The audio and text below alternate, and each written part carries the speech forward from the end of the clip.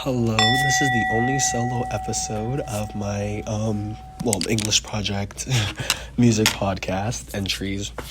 And for this one, I kind of primarily wanted to focus on meditation and kind of healing instruments because though I'm not a musician, I am not a musician. The most that I've ever really played is, I think, trumpet in all the way from 4th or 5th to 7th grade. And then I moved here and that stopped. Minus that though, I really don't think I played many instruments. I'm just not like an instrument kind of guy.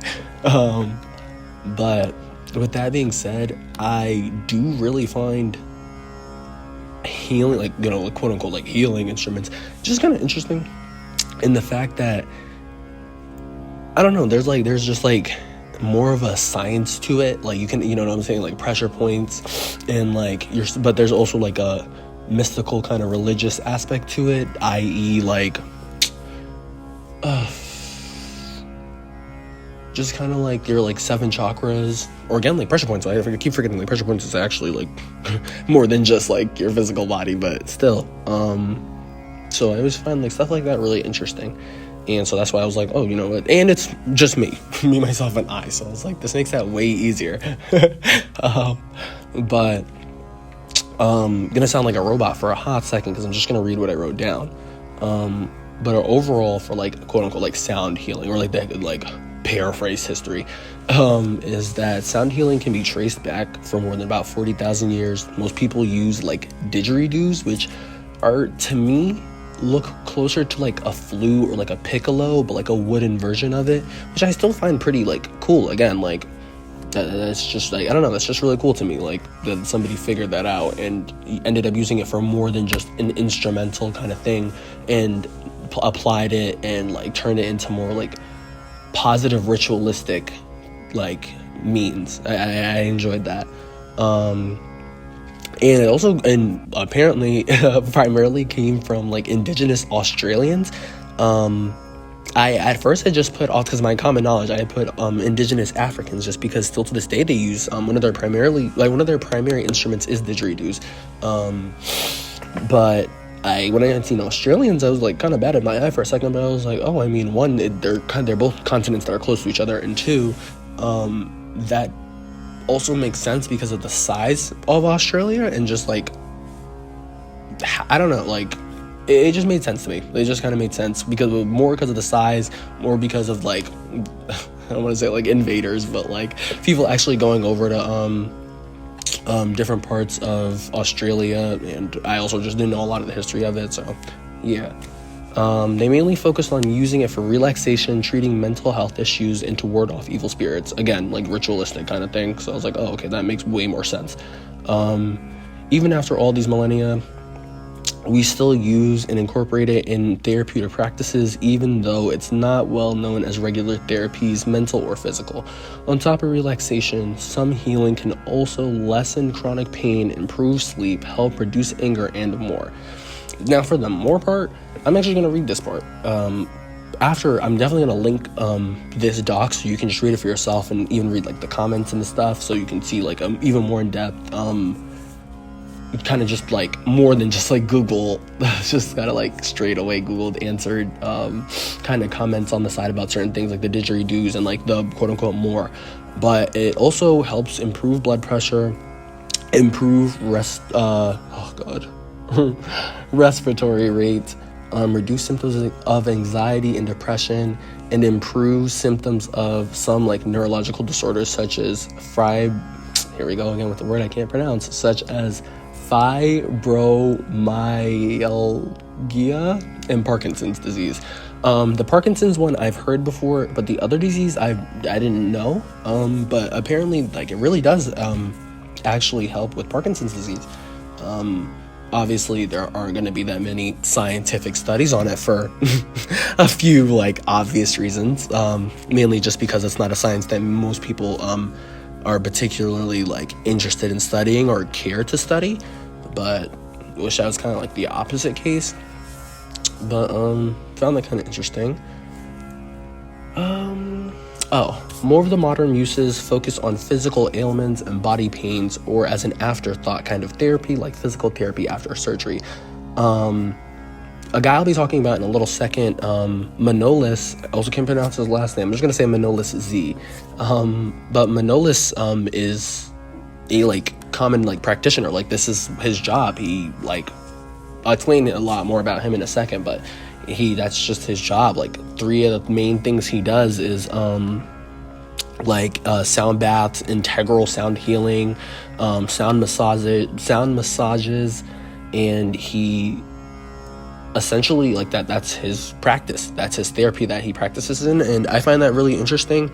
I don't remember if he is, I don't want to say settled, but like if his primary working space is this country or if it's another space. But I know that anybody can be like an inquirer. Like, you can like book an appointment today, and like you can do it as a group, you can do it by yourself. I just find that really cool, because I'm like, oh, that's great. Like, people are actually still genuinely involved in a practice like this. Though didgeridoos are where it started off for many years, I will mainly be focusing on singing bowls, cymbals, gongs, meditation bells, and wind chimes.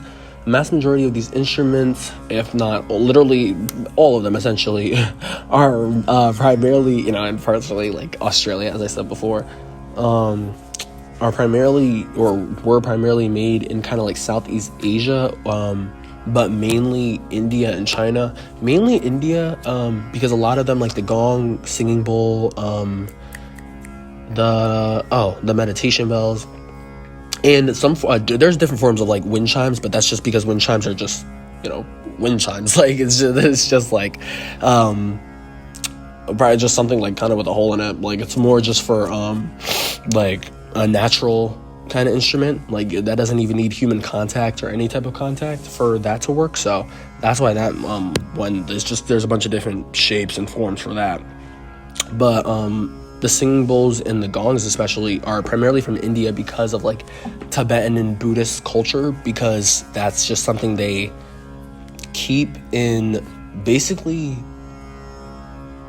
everything and everywhere. That's a lot of people, especially in the Tibetan culture, still, like, I don't want to say just still think, but still act on being like Buddhist as a way of life and less as like a religion, or like quote unquote like religious practices. That's something that they just experience and go through and talk about and engage in 24/7. That's something that they live. So instruments like these are primarily kind of just ones that they all the time use, basically, that they all the time, bring into end of the day rituals and the end of the day, what I'm saying, like beginning of the day, like wake ups, and like kind of like how a Catholic would pray before a meal, kind of like thanking like their gods, ancestors, etc., etc. So that's kind of for them, and I kind of not a blush. I don't know, I find more interest in that. Using an instrument for more than just like the literal practice of just like, oh my gosh, this makes a funny little noise, like, I find that cool. Again, don't know how to pronounce his last name, not planning on it. But Manolis Z is a certified sound therapist accredited by the IPHM, International Practitioners of Holistic Medicine, which didn't know that existed. Didn't know that was a thing, but that was really cool to figure out too, because I was like, wow, that's a whole foundation based on holistic practices, based on like practices kind of like started off in, again, like I'm saying, like the same like buzzwords, but like ritualistic settings, or like religious or way of life, quote unquote, settings, and that moves to like an actual like kind of space that can be taught. So that was cool to know. But he had also taken a huge interest in music from way before he was even thinking about being a practitioner. He ended up producing music in his adolescent years, and around the age of 12 he started getting to like guitar lessons. Again, found interesting. He got so interested in music that he started producing music on his own, or of his own, even making his debut album back in 2008 called Blue. In 2007, though, he seemed to also find enjoyment in meditation, and has had it as an integral part of his life ever since. He didn't really get the chance to put all that stuff together, though, until about 2015, which is where he, like, kind of full set, like mixing music and, you know, learning to be, going to IPHM. And in around 2015 is what, like, the first time, apparently, I was like, wow, he never even played these instruments, but in 2015 was what the first time he played a gong and singing bowl. And I just found that really interesting, because I was like, wow, almost a full decade apart from the first time he even interacted with meditation. So I was like, interesting. Fast forward to now, he focuses on Tibetan sound massages, sound baths, and integral sound healing, like I said before, as his main form of practice. Though he isn't the first or last of this generation to learn and teach these millennial-long practices, I feel that he has helped shed more light on these Tibetan practices, which I definitely stand by, because, again, when it comes to, like, again, religions or, like, ritualistic practices, I kind of lean more towards, like, things that are kind of just, I don't want to say easy, but things that are more, like, suited for life, and less based on, like,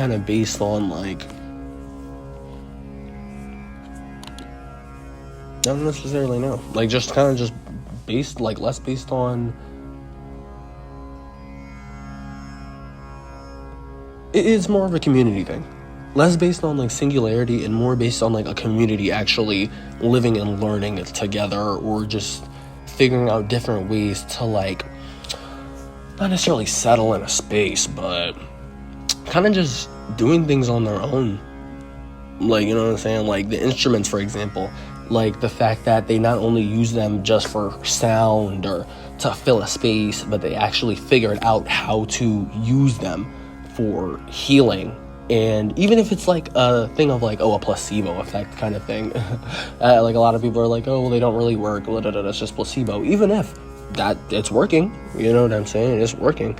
So the fact that you're not putting something in your body, you're putting it on your body, and it's working just as good as, like, certain medicines is pretty fantastic to me.